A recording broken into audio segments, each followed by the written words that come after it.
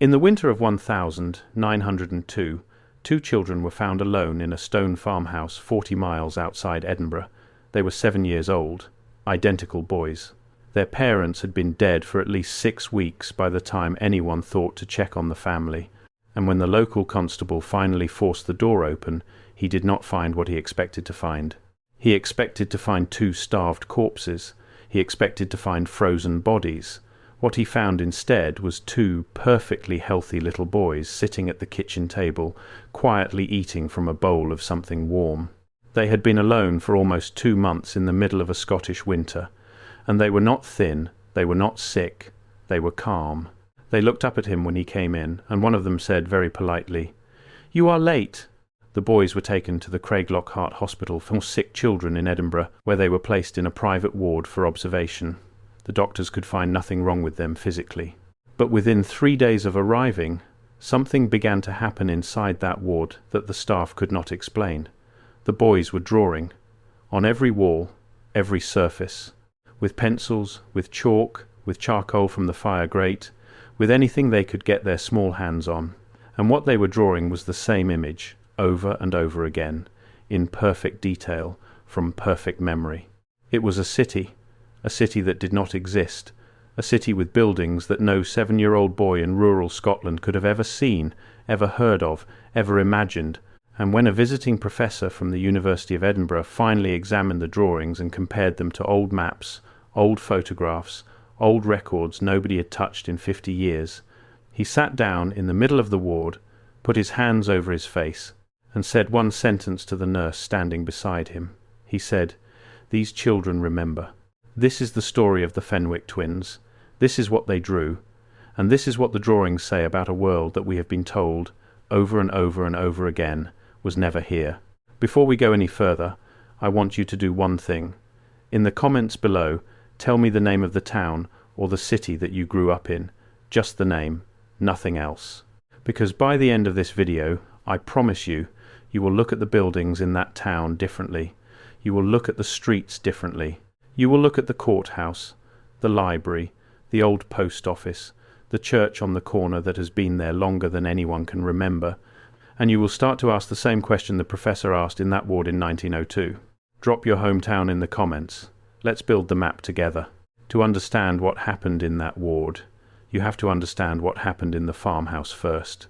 And to understand the farmhouse, you have to understand where it was and what was around it, and why nobody came to check on the family for 6 weeks in the middle of winter. The Fenwick property sat in a shallow valley in the Pentland Hills, south of Edinburgh, in a region that on modern maps is largely empty, farmland, sheep pasture, a few dry stone walls that have been there for so long that nobody knows who built them. But in 1902, the valley was not empty. There were 3 other farms within walking distance. There was a small crossroads with a blacksmith and a chapel. There was a road that ran east toward the coast and west toward Lanark. It was not a busy place, but it was not forgotten. People passed through. People stopped for water. People noticed each other. The father, Alexander Fenwick, was a wool merchant, not a farmer. He owned the property, but he did not work the land himself. He was in his mid-40s, and by every account left in the parish records, he was a quiet, deliberate, careful man. His wife, Margaret, was younger, in her early 30s, originally from the north, from somewhere in the Cairngorms, and she was known in the parish for 2 things. She was known for singing in the chapel choir on Sundays, and she was known for keeping to herself the rest of the week. The twins were born in the summer of 1895. Their names were Thomas and Edward, and from the moment they could talk, the parish record notes something unusual about them. They finished each other's sentences, not in the ordinary way that twins sometimes do. They finished them in the middle of the word. One boy would begin a sentence and stop mid-syllable, and the other boy would pick up from that syllable and complete the thought as if it had been his own from the beginning. The chapel minister, a man named Reverend Callum MacBride, wrote about this in a private letter to a colleague in Glasgow in 1899. He said, and I quote, "The Fenwick children do not speak to each other. They speak as one voice split in 2. It is disconcerting to sit near them at supper." Reverend MacBride would later be the one who noticed that the family had stopped attending chapel, and he would be the one who eventually sent the constable to check on them.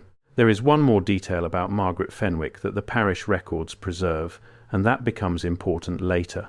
Margaret Fenwick, according to a note made by the parish clerk in 1898, kept a garden behind the farmhouse that produced vegetables and herbs out of season. In the middle of winter, when every other garden in the valley was dead and frozen, Margaret Fenwick's garden was producing onions, cabbages, a kind of small potato that nobody in the valley recognized. When she was asked how she managed this, she said that the soil in that particular patch was warm. That is the word she used, warm. She said it had always been warm. She said her grandmother, who had lived on a farm nearby before she was born, had told her that certain patches of ground in the valley had always been warm, even in the deepest cold, and that if you planted things in those patches, they would grow, no matter what the sky was doing above them. The parish clerk who wrote this down added his own note at the bottom of the entry. He wrote, "I have visited the garden. It is as she describes." But he did not send the constable in October, when the family first stopped attending. He did not send the constable in November, when the smoke from the farmhouse chimney was noticed to be sporadic. He did not send the constable in early December, when a neighbour mentioned that no lamp had been seen in the Fenwick windows for many nights. He sent the constable on the 28th of December, almost 2 months after anyone had last seen Alexander or Margaret Fenwick alive. Why did he wait so long?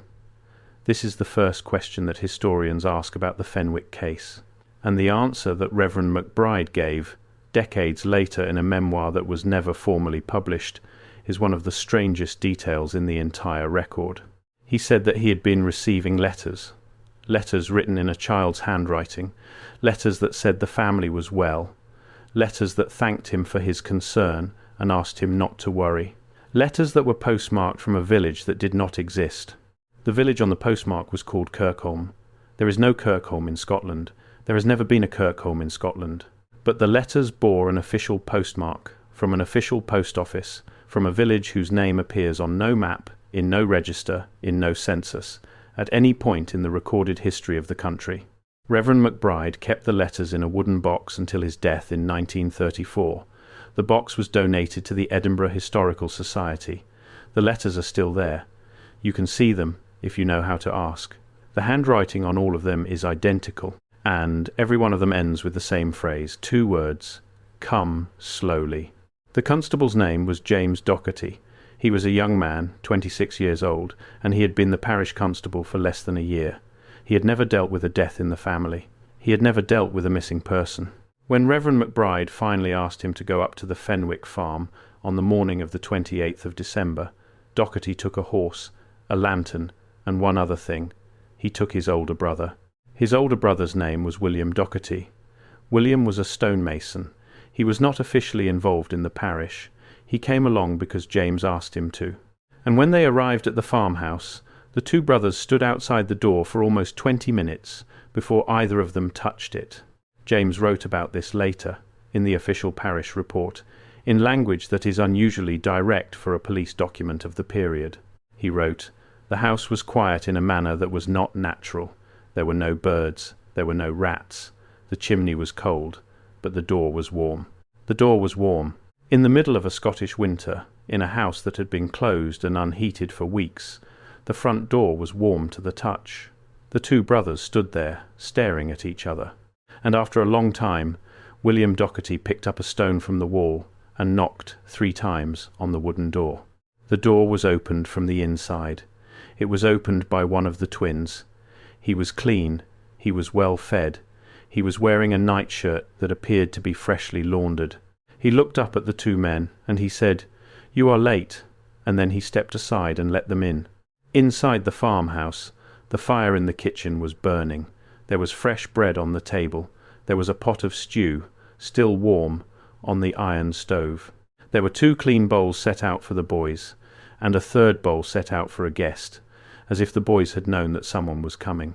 But nowhere in the house, in any room, on any floor, in the cellar, in the attic, in the outbuildings, was there any sign of Alexander or Margaret Fenwick.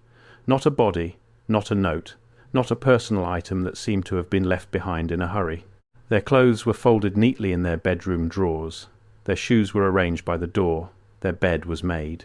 And on the wall above the kitchen fireplace, someone had drawn, in charcoal, a single small building, a tower, perfectly to scale, perfectly proportioned, rendered with the kind of architectural precision that no 7-year-old should have been capable of. James Docherty asked the boy who opened the door what the drawing was, and the boy said, "That is the one you came from." Before they left, James Docherty made a careful inventory of the farmhouse, and several of the entries in that inventory are strange enough that they need to be discussed. On the mantelpiece, a small brass clock was still running. It had been wound recently. In a house empty of adults for weeks, someone had been winding the clock. In the pantry there were fresh supplies. A loaf of bread baked within the last day, a pat of butter that was still soft, a jug of milk that had not soured, and in the master bedroom, on the bedside table, there was an open book, a small leather-bound volume with no title. Its pages were covered in handwriting that James Docherty did not recognize. Not English, not Latin, not Gaelic. Long lines of curling script that seemed, to him, to belong to no language he had ever seen. He put the book back down and wrote in his inventory, a book of foreign writing on the bedside table, "Not disturbed." That book was one of the items that went missing from the farmhouse between the day the boys were taken away and the day, 2 months later, when a team of investigators from Edinburgh came out to conduct a formal search of the property. When the investigators arrived, the book was gone, the clock was gone, the bread and the butter and the milk were gone. Someone had come back, quietly, in the interval, and had removed the things that were most difficult to explain. The boys were taken to Edinburgh that afternoon. They did not resist. They did not ask about their parents. They packed a small bag each of their own belongings, and they walked out to the horse and cart of their own accord. William Docherty later said that the strangest moment of the entire day was not any of the things that were said or any of the things that were found. It was that when the boys walked out of the farmhouse, both of them, at the same moment, turned around and waved at the empty doorway. Not at the door, at the doorway, as if they were saying goodbye to someone standing inside. Before we move on to the ward, stop for a second. What you just heard about the Kirkholm letters and the warm door is the part that changes everything. But it only makes sense when you see it written out next to the original parish document, the postmark image, the handwriting samples. It's all in the document link below.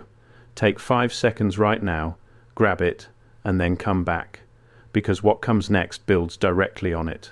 The link is in the description. QR code is on your screen. Craiglockhart Hospital for Sick Children was a relatively new institution in 1902. It had been built in the 1880s on the western edge of Edinburgh, on land that had previously belonged to the Craiglockhart estate. It was a 3-story stone building with high ceilings, tall windows, and long corridors that had been designed with fresh air and natural light in the mind. The private ward where the Fenwick twins were placed was on the 2nd floor. It had 2 beds, a washstand, a small writing desk, and 4 walls of pale cream-coloured plaster. Those walls are the walls that we are going to be talking about for the rest of this story. The head physician on the case was Dr. Ronald Bell. He was a Scotsman, trained in Vienna, in his 50s, well respected in medical circles, and by every account a rational, methodical, evidence-driven man. He was not a mystic. He was not a spiritualist. He did not believe in ghosts, or in premonitions, or in any of the things that people at the time were becoming very fond of believing in. And when the twins were brought into his care, he treated them exactly as he would have treated any 2 orphan children in shock. He fed them, he examined them, he allowed them to rest. For the first 2 days, the boys said very little. They ate what was put in front of them. They slept in the same bed, curled together, even though there were 2 beds available. And they did not ask about their parents, not once. Dr. Bell noted this in his casebook. He wrote, "The twins appear to have accepted the absence of their mother and father as a settled fact. They do not grieve, they do not inquire, they wait." On the 3rd morning, one of the nurses came into the ward at dawn and found the boys standing at the wall opposite the window. They were both holding pencils, small drawing pencils that had been left on the writing desk for their use, and the wall in front of them was covered, from floor to ceiling, in drawings. The nurse's name was Elspeth Munro. She was 22 years old. She had been a nurse for less than 3 years. And in her private journal, which was later published as part of a memoir by her daughter in the 1970s, she describes what she saw that morning in these words: "The wall was a map. Not a map of any country I had ever seen, but a map of a place, a city, and it was drawn in such fine detail, with such delicate lines, and so much of it, that I could not understand how the two boys had produced it in a single night. There were streets, there were buildings, there were rivers, there were bridges, there were symbols on some of the buildings that I did not recognize, in a script that was not English, and not Latin, and not Greek. And in the center of the map, there was a great round tower with a domed top, and the tower was drawn larger than everything else, and it was drawn from 3 different angles, as if the boys wanted to make absolutely certain that whoever looked at the wall would understand what the tower looked like from every side."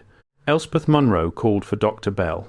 Dr. Bell arrived within the hour, and when he stood in front of that wall, he did something that his medical training had never prepared him to do.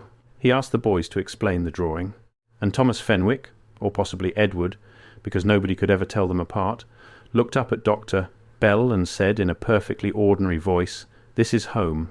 We are drawing it so we do not forget it." Dr. Bell asked where home was, and the boy said, "It was here. It is still here. It is under. You have to go slowly." Dr. Bell wrote in his casebook that afternoon that he did not know what to make of the answer. He wrote that the boys, in every other respect, behaved like ordinary healthy children. They ate normally. They slept normally. They responded to normal questions with normal answers. They knew their names. They knew their ages. They knew the name of their parents, and their parish, and the year, and the name of the current king. It was only on the specific subject of the drawings that they became strange, and even then they did not seem to think they were being strange. They spoke about the city on the wall the way a normal child might speak about a house they had lived in the year before, casually, familiarly, with the assumption that everyone in the room understood what they were describing. Over the next several days, other members of the hospital staff came to look at the wall. A junior physician named Dr. Ainsley, 2 more nurses, the hospital's head matron, a formidable woman named Mrs. Iona Blackwood, who had been running the ward system at Craiglockhart for more than 20 years. Mrs. Blackwood, according to Nurse Munro's journal, stood in front of the north wall for a long time without speaking. And then she said, and Nurse Munro recorded this exactly, "I have seen this before." Nurse Munro asked her what she meant. Mrs. Blackwood said that when she had been a young girl, growing up in a village in the Highlands, her grandfather had shown her a piece of embroidery that had been in their family for many generations. The embroidery, she said, showed a city with a great round tower at its centre. Her grandfather had told her that the embroidery had been made by his great-great-grandmother, from a description that had been passed down through the women of their family. He had told her that the city in the embroidery was a real place, and that it had been in Scotland, and that it had been lost. Mrs. Blackwood said that she had not thought about the embroidery in 50 years.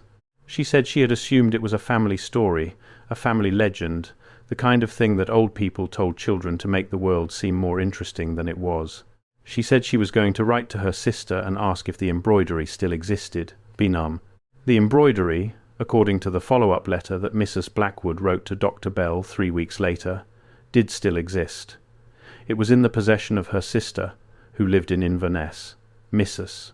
Blackwood arranged for a photograph to be taken of it, and the photograph to be sent to Craiglockhart. The photograph arrived in the 2nd week of February, 1903. Dr. Bell taped the photograph into the back of his casebook. It is still there. The photograph shows an embroidered scene, worked in dark thread on pale linen, of a walled city with a great round tower rising from its centre. The tower is round. The tower has a domed top.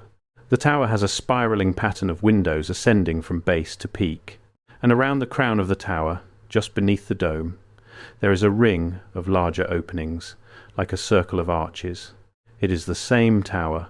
It is unmistakably the same tower, embroidered by a woman in the Highlands of Scotland, at least 150 years before the Fenwick twins were born, from a description passed down through the women of a family who had never left the Highlands, in a valley that was more than 200 miles from the valley where the Fenwick farmhouse stood. Mrs. Blackwood's sister still owns the embroidery. It has never been publicly displayed. It has never been photographed for any publication. The only surviving image of it is the photograph taped into the back of Dr.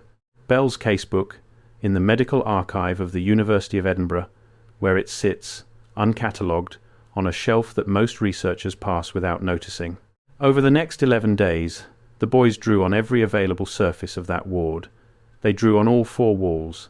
They drew on the ceiling, standing on the beds to reach it. They drew on the writing desk. They drew on the floor. They drew on the inside of the wardrobe doors. They drew on the pages of any book that was left in the room. The staff tried to stop them. At first, they confiscated the pencils, but the boys simply used charcoal from the fire grate. They confiscated the charcoal. The boys used soot mixed with water. They confiscated everything. The boys drew with their fingernails, scratching the plaster, and the drawings were always the same city, always from different angles, always with new details filled in.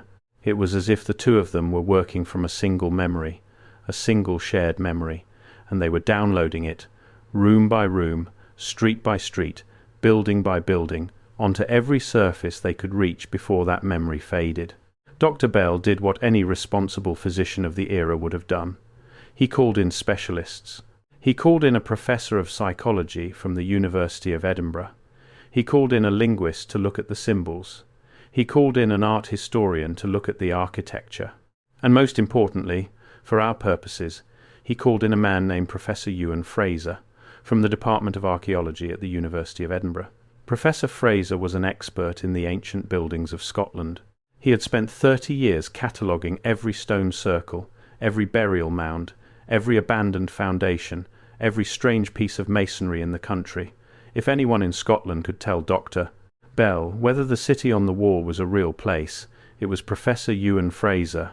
Professor Fraser arrived at Craiglockhart on the 7th of January, 1903. He walked into the ward.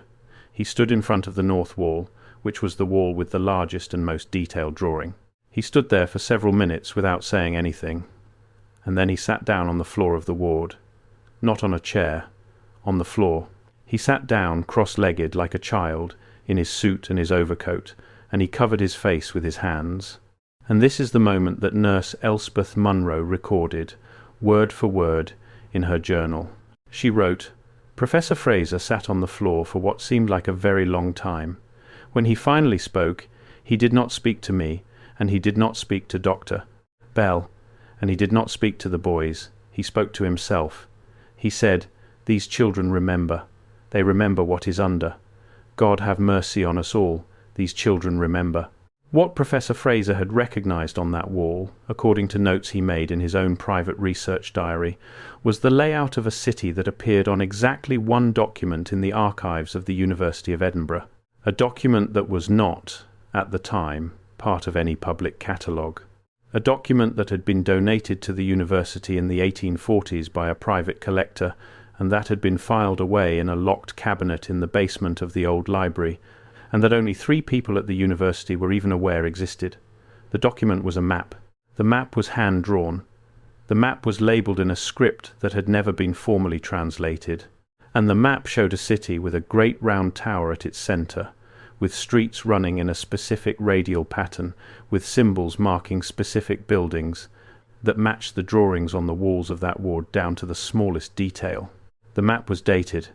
There was a date written on the bottom corner in Roman numerals. The date was, according to the standard calendar, the year 712. And the location on the map, based on the coastlines and the river systems that Professor Fraser was able to reconstruct, was Scotland. It was Scotland as it had existed, or as someone had believed it existed, more than 1,000 years before the Fenwick twins were born. And it was showing a city, a substantial city, with a population that Professor Fraser estimated in the tens of thousands, in a location where, according to every history book and every archaeological record, there had never been anything but hills and heather. The symbols on the walls of the ward became, over the next several weeks, the single greatest obsession of Professor Ewan Fraser's life. He photographed them. He copied them into notebooks. He compared them to every ancient alphabet he could find, and he found, or thought he found, correspondences with 3 different scripts that were, according to conventional history, entirely unrelated to each other and entirely unrelated to Scotland. The first script was a form of early Ogham, the tree alphabet used in ancient Ireland and parts of western Scotland, but the symbols on the walls were not quite Ogham. They had extra strokes. They had additional loops. They were, in Professor Fraser's words, Ogham, as it might have been before it was Ogham. Ogham at an earlier stage of its development, which was strange because the symbols on the walls were, according to their date, 1300 years old at the very least, and Ogham itself was not thought to have existed in that form at that time. The second script was a form of runic writing that resembled certain characters found on stones in northern Norway and in Iceland. But again, the symbols on the walls were not quite runic. They were, Professor Fraser wrote, runic in the same way that a childhood photograph is the same person as an adult, recognizable, related, but earlier. And the third script was the one that Professor Fraser could not identify at all. It was a set of geometric symbols, circles, triangles, spirals. Combinations of these, arranged in what appeared to be a phonetic pattern, but a phonetic pattern for a language that Professor Fraser did not know. He filled entire notebooks with attempts to decode them. He never succeeded. And in his final notes on the subject, written in 1927, 24 years after the Fenwick case, Professor Fraser wrote a single sentence that has become famous among the small circle of researchers who know about this story. He wrote, "The third script is not a language. It is a set of instructions." Instructions for what? Professor Fraser never explained. He died in 1929 of what the death certificate calls natural causes in his home in the new town of Edinburgh. His research papers were donated to the University Archive. Most of them are still there. But the notebooks that specifically deal with the third script, the geometric symbols, the instructions, are, according to the current archivist, missing. They were catalogued in 1930.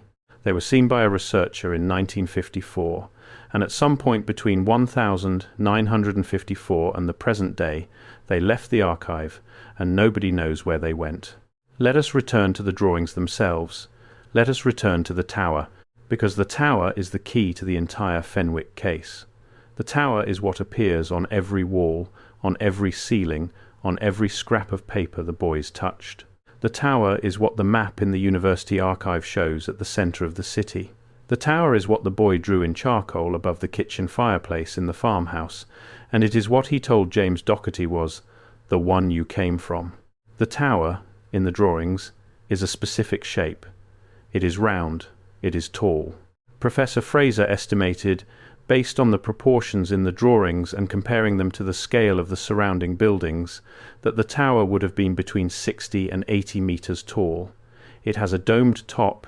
It has windows arranged in a spiraling pattern that ascends from the base to the peak, and at the very top, just below the dome, there is a ring of larger openings, like a crown of arches, that appear in every single drawing without exception. Now here is the part that I need you to understand very carefully. The tower in the drawings is not a tower that has ever existed in Scotland. There is no ruin like it. There is no foundation like it. There is no record in any archaeological survey of the country, from the earliest surveys of the 18th century to the most recent laser scanning surveys of the 21st, of any structure matching this description. If it ever existed, it does not exist now. There is not a stone of it left, except that in the year 1998, a farmer in the Pentland Hills, in the same shallow valley where the Fenwick farmhouse once stood, was ploughing a new field. It was a field that had been used as sheep pasture for as long as anyone in the parish could remember. And his plough struck stone. It struck stone in a place where, according to every geological map, there was no stone. He got off the tractor. He dug around the spot with his hands. And what he uncovered was not a random boulder. It was a curved surface of dressed stone, cut and shaped and fitted, running in an arc that suggested, if you extended it, a circle. A circle with a diameter of somewhere between 15 and 20 meters, which is, if you consult the drawings in the University Archive, and if you look at the estimated proportions of the tower in the drawings, almost exactly the diameter that the base of the tower would have been. The farmer reported his find to the local council. The local council sent a surveyor. The surveyor confirmed that there was, indeed, a circular arrangement of worked stone beneath the field. And then, according to the records that are available, the case was passed to a national heritage body for further assessment, and then nothing happened. The field was reburied. The farmer was compensated. He was asked, politely, not to discuss the find with the press, and to the best of anyone's knowledge, no formal excavation of the site has ever been conducted, no report has ever been published, and the stones remain where they were found, under the soil, in the valley where two little boys once sat calmly at a kitchen table waiting for the world to catch up to them. But there is more. The surveyor who confirmed the find in 1998 made a private set of notes about what he had seen. Those notes were not part of the official report. He kept them for himself. He was an older man, near the end of his career, and he was, apparently, uneasy about what he had found. In 2007, before he retired, he shared his notes with a younger colleague. That younger colleague, in 2019, shared them with an independent researcher who has been following the Fenwick case for many years. And through that chain, the notes have become, quietly, known. What the surveyor wrote is this: the stones of the circle were not laid by any technique that he recognized. They were fitted together without mortar, but they were fitted so precisely that a piece of paper could not be slid between them. The stones themselves were of a type of granite that does not occur naturally in the Pentland Hills. The nearest source of that particular granite, according to the geological maps he consulted, was more than 150 miles to the north, and the stones had been shaped, apparently, before being placed. They had been cut to specific angles. They had been polished on their exposed surfaces, and on the inside face of one of the stones, hidden from view unless you were standing inside the circle, there was a symbol, a carved symbol. The surveyor made a rough sketch of the symbol in his notes. The symbol, according to those who have seen it, is one of the same symbols that appeared on the walls of the ward. It is one of the geometric symbols that Professor Fraser called not a language, but a set of instructions. The surveyor's notes end with a single line.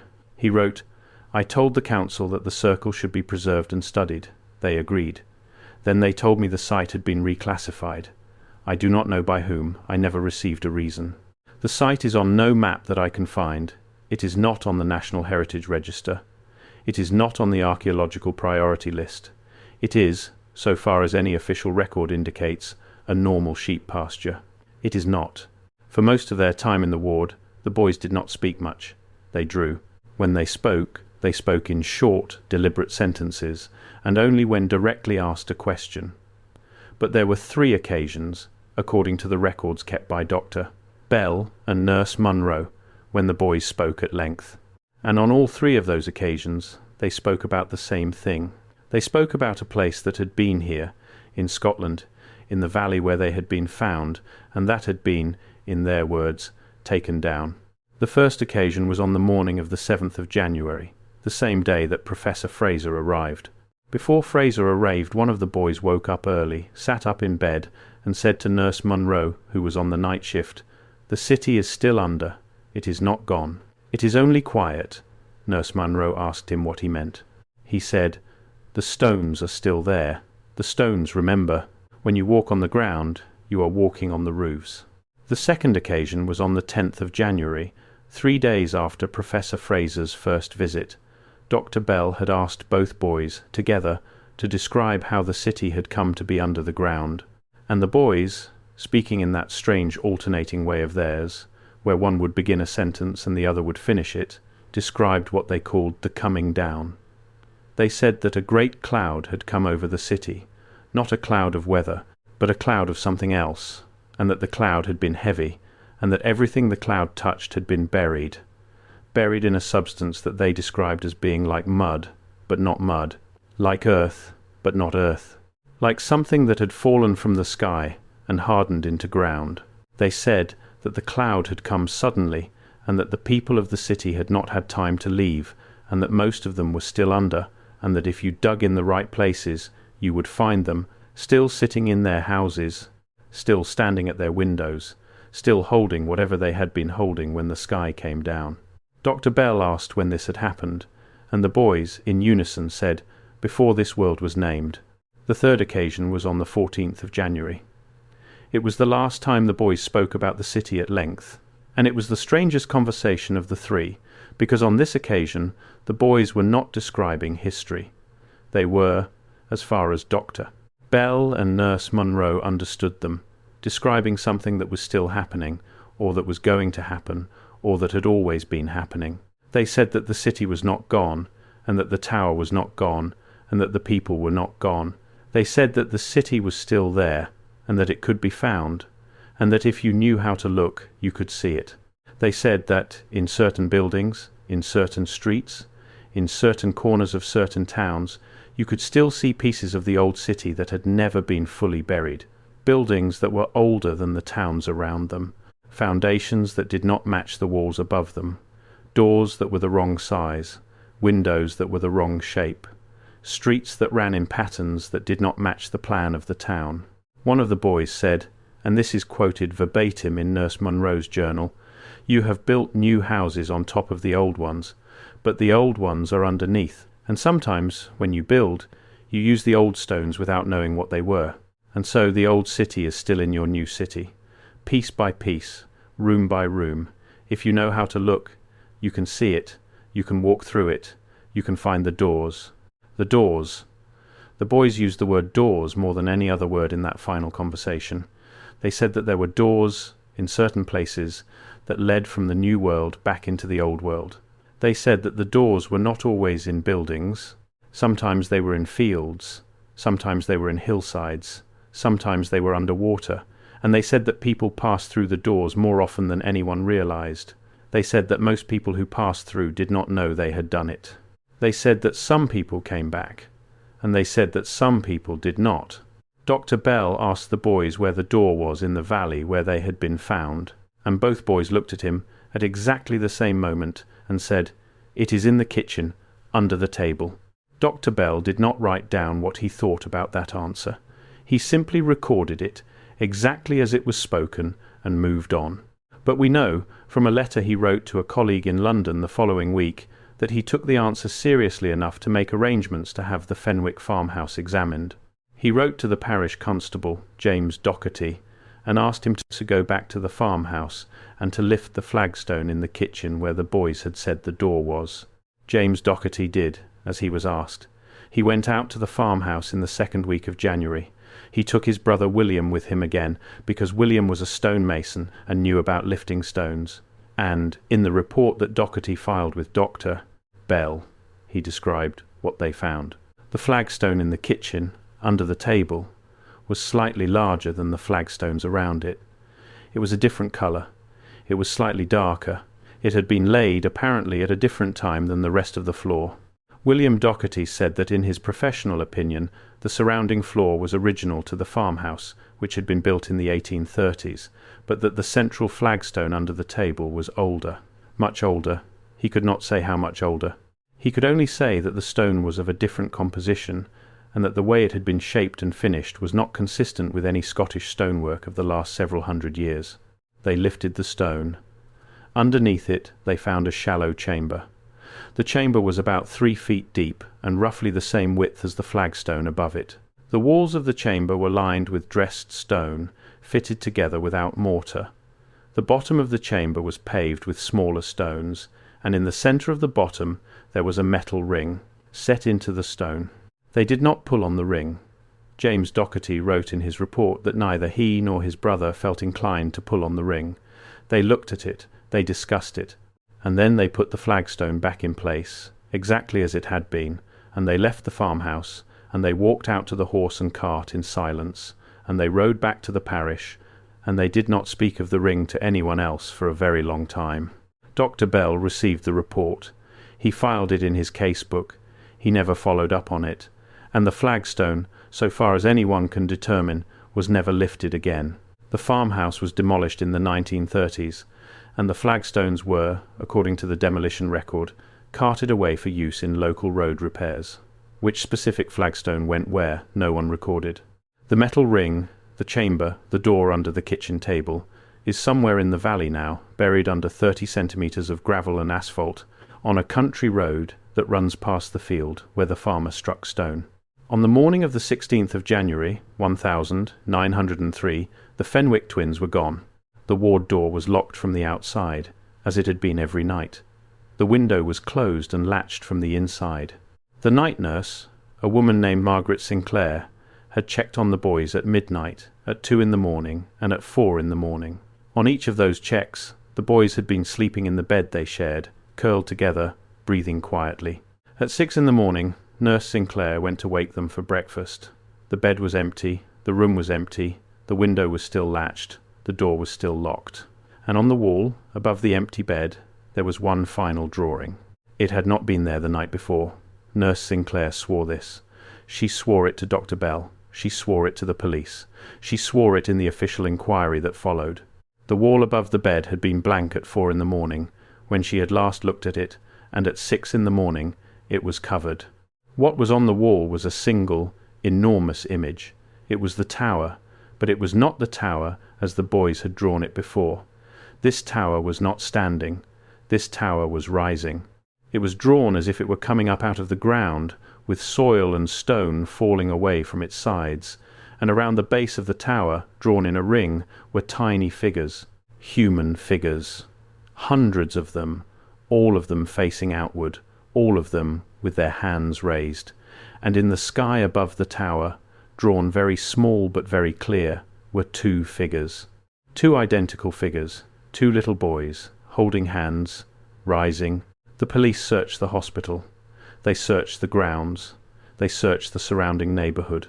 They searched every train station, every road, every port from Edinburgh to Glasgow. They never found the Fenwick twins, not in 1903, not in 1904, not ever. No trace of them was ever recovered. No sighting was ever confirmed. They vanished from that locked ward on the morning of the 16th of January, and they were never seen again by any human being whose name is recorded in any document that survives. The case was, officially, closed as an unsolved disappearance. A missing persons file was created. It was filed away in the Edinburgh Police Archive, and there it sat for almost 70 years, until in 1972 a young researcher at the University of Edinburgh, going through old hospital records for a thesis on early 20th century paediatric medicine, came across the casebook of Dr. Ronald Bell, and read the entries about the Fenwick twins, and began, slowly, carefully, over the course of years, to reconstruct what had happened. Her name was Dr. Fiona Campbell. She published a paper in 1981. The paper was ignored. She published a book in 1994. The book was quietly withdrawn from print by the publisher within 18 months of its release. She died in 2003. Her research materials were, according to her family, donated to the university. According to the university archive, they were never received. I want you to think, for a moment, about the buildings in your own town. I want you to think about the old buildings, the ones that have been there longer than anyone can remember. The courthouse, the old library, the train station, the church on the hill, the bank on the main square. The buildings that are always described by the historical societies and the tourism boards as having been built in the late 1800s or the early 1900s by some named architect at some specific cost using some specific materials. And now I want you to ask a question that the boys in that ward would have asked. I want you to ask, are you sure? Because there is a pattern, once you start to look for it, in the historical records of towns and cities all across Scotland and all across the British Isles and all across Europe and all across North America and all across the world. The pattern is this. In town after town there is a large, elaborate, expensive building that is said to have been constructed in a very short period of time, using very few workers, at a period when the local economy was very small. The courthouse in a town of 2,000 people that was built in 18 months with 8 workers. The cathedral in a small city that was built by a religious order that has no other buildings anywhere else in the world. The state capital in a frontier town that was built before the railroad reached the town. The boys said that the new towns were built on top of the old cities. They said that the old stones were used without anyone knowing what they had been. They said that if you know how to look, you can see the old city in the new city, piece by piece, building by building. Look at the old buildings in your town. Look at the ones that seem too grand for the town they are in. Look at the ones whose construction records are incomplete, or missing, or contradictory. Look at the ones whose stones are of a different color, or a different type, or a different age than the stones of the buildings around them. Look at the foundations. Look at the basements.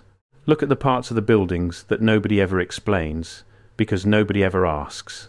Look at the doorways. This is what the boys were most specific about. The doorways. They said that the doors of the old city were of a specific size and shape. They said that the doors were tall, taller than modern doors. They said the doors were arched at the top in a specific pattern of two curves meeting at a point in the middle. And they said that if you know the shape of the old doors, you can find them, still, in buildings all over the world, in places where nobody remembers why the doors are that shape, or who built them, or when. Walk through the old part of any European city. Walk through the old part of any American city on the eastern seaboard.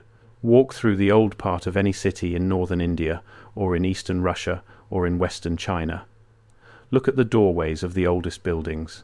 Look at the arched, pointed doorways that nobody can quite explain. The ones that are set into buildings whose upper floors are of a completely different architectural style.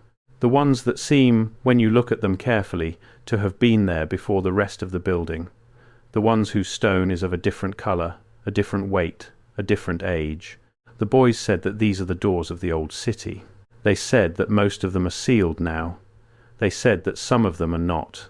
There is another detail from the boys' final conversation that I want to share with you. Dr. Bell asked them why nobody had noticed.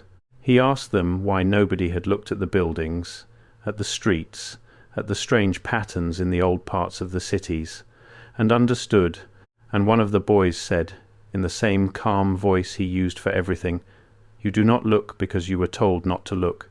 You were told, when you were very small, that the world was made only recently, that everything you see was built by people you have heard of, in years you can name, for reasons you understand. You were told this so many times, and by so many people, that you stopped seeing.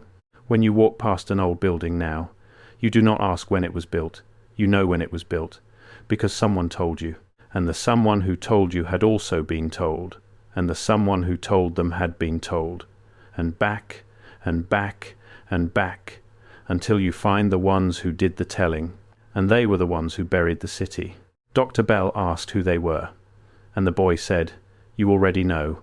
You will not want to say it, but you already know." The boys in the ward said that the city was still here. They said it was under. They said that the stones remembered. And they said that if you looked, you could see it. There is one more piece of the Fenwick case that we have not yet discussed. And this is the piece that, when I first came across it, made the hair on the back of my neck stand up.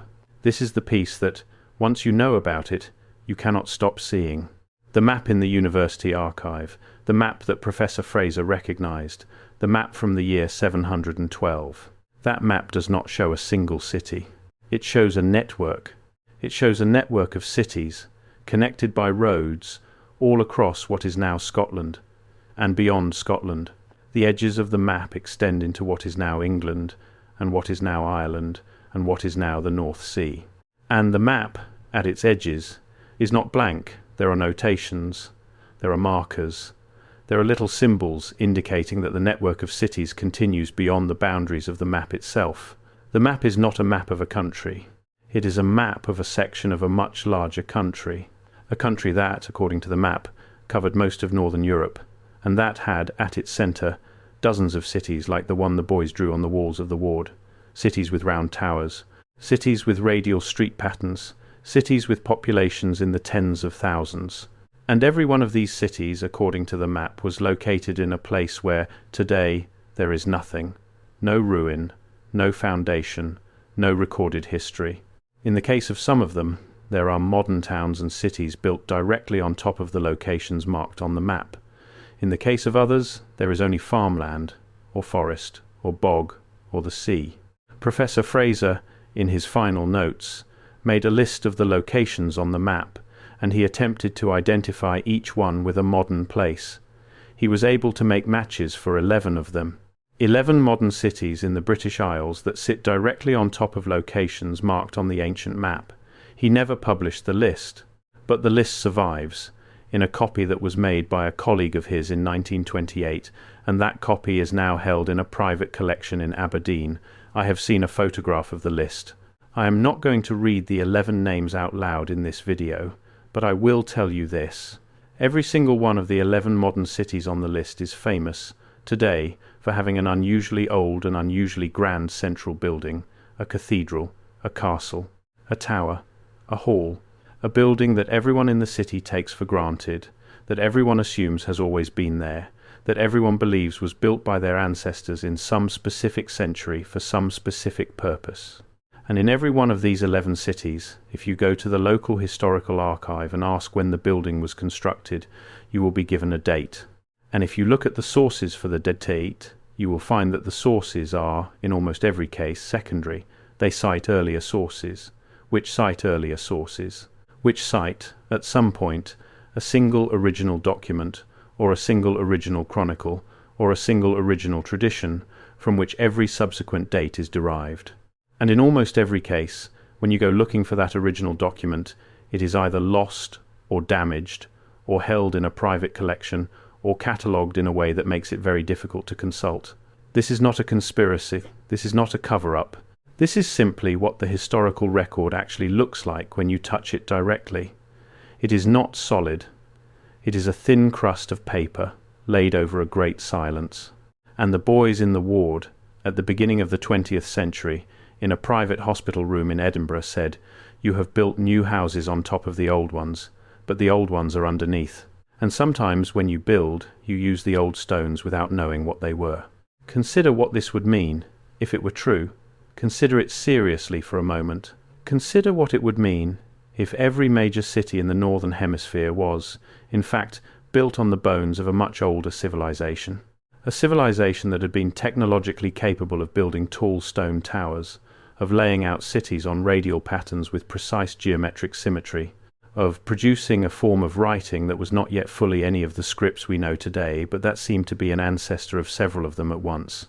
Consider what it would mean if the reason we do not know about this civilization is not that it left no traces, but that its traces are everywhere, and we have been taught, from earliest childhood, to see them as something else, to see the tower as a cathedral spire built in the year 1100, to see the round wall as a Norman keep built in the year 1300, to see the domed roof as a Renaissance church built in the year 1500, to see the arched doorway as a Gothic revival built in the year 1800, to see, in every case, the more recent, the more explainable, the more comfortable, and to look right past what are actually there.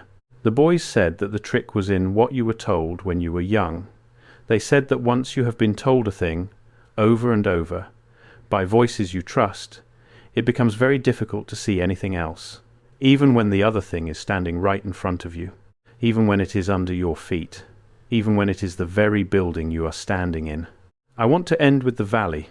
I want to end where this story began, in the shallow valley in the Pentland Hills, in the place where the Fenwick farmhouse stood, in the place where 2 boys were found sitting calmly at a table waiting for the world to catch up to them. The farmhouse is gone. It was demolished in the 1930s. There is no plaque. There is no marker. If you visit the valley today, and you know where to look, you can find the outline of the foundation in the grass. That is all.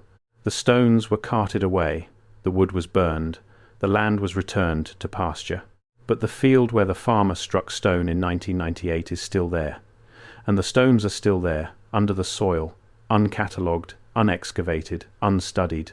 And if the drawings on the walls of that ward are to be believed, and if the map in the university archive is to be believed, and if the words of the 2 little boys are to be believed, those stones are the base of a tower that once stood 60 or 80 meters tall, at the center of a city of tens of thousands of people, in a country that has no name in any history book that has ever been written.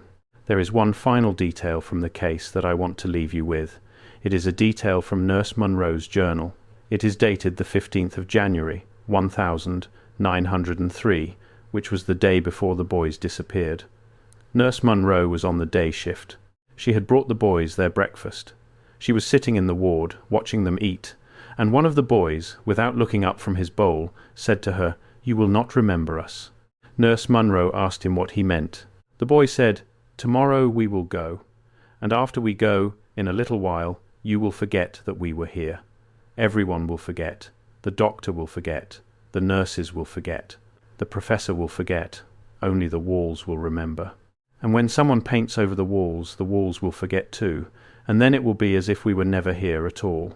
Nurse Munro wrote in her journal that she laughed at this, and that she said to the boy, "Of course I will remember you. How could I ever forget you?" And the boy looked up at her finally, and he smiled, and he said, "You will remember, because you are writing it down. That is why we chose you." The walls of that ward were painted over in 1908. The building was renovated in 1954. The renovation removed the plaster entirely and replaced it with modern materials. There is no trace, anywhere in the current building, of anything the Fenwick twins drew. But Nurse Munro's journal is still there, and Dr. Bell's casebook is still there, and Professor Fraser's notes, most of them, are still there. And the map, locked in a cabinet in the basement of the university library, is still there. And the stones, under the field, in the valley in the Pentland Hills, are still there. The boys said that the city was still here. They said it was only quiet. They said the stones remembered. If you go looking, you will find that they were telling the truth. There is one last thing I want to say about the valley. In the summer of 2011, a small team of independent researchers, working without any official sponsorship and without any government permission, spent 3 days in the valley with ground-penetrating radar equipment. They did not publish their findings in any formal journal. They shared them privately, in a document that has circulated quietly among a small community of people who take the Fenwick case seriously. And what they found, according to that document, is that the circular arrangement of stone that the farmer struck in 1998 is not, by itself, the whole story. Beneath that circle, extending downward for many meters and outward for many meters in every direction, there are additional structures, chambers, passages, what appear to be, based on the radar returns, walls and corridors, a structure, not a small structure, a large one, extending, according to the survey, at least 60 meters below the surface of the valley and at least 100 meters in horizontal extent from the center of the circle. There is something under that field. There is something large under that field, and it has been there, undisturbed, unreported, unstudied, for as long as anyone in the modern world has been aware of it, which, as far as any records I have been able to find will tell us, is not very long at all. The boys knew. In 1902, in a locked ward in Edinburgh, 2 7-year-old boys who had appeared out of a farmhouse in the middle of a Scottish winter, who had lived alone for 6 weeks and been perfectly well, who spoke in a shared voice and finished each other's sentences in the middle of words, knew what was under that field, and they drew it, over and over and over, until there was no surface left to draw on, and then they vanished. We do not know where they went. We do not know if they went alive. We do not know if they went at all, or if they simply stopped being in the ward, in the way that a light stops being in a room when it is switched off. But we know that they were here, and we know what they said, and we know that most of what they said, in the years since, has turned out to be true. The Fenwick case is one of dozens. There are similar cases, from similar wards, in similar hospitals, from similar years, in Ireland, in Wales, in Norway, in Russia, in the American Midwest, in northern India, in western China. Children who appeared out of nowhere, who drew the same city on the walls, who spoke of the same buried world, who vanished before anyone could explain them. I have been collecting these cases for a long time, and every single one of them points in the same direction. There is a next video coming that walks through 3 of these other cases in detail. The one from Cork in 1889, the one from Novgorod in 1911, and the one from Kansas in 1934. If you want to see how the pattern repeats, if you want to see how the same drawings appear on different walls in different countries in different centuries, that video is on screen right now. Click it, watch it, and then come back here and tell me, in the comments, what you think is really going on. You will not be able to unsee it now. Once you have looked at your own town with the eyes the boys gave us, you cannot go back to seeing it the way you did before. You will walk past the old courthouse. You will look up at the tower on the church. You will stop in front of the strange arched doorway on the side of the town hall that nobody has ever been able to explain. And you will think of two little boys sitting at a kitchen table in a Scottish valley, calmly waiting for the constable to arrive. The stones remember, the walls remember, and now so do you.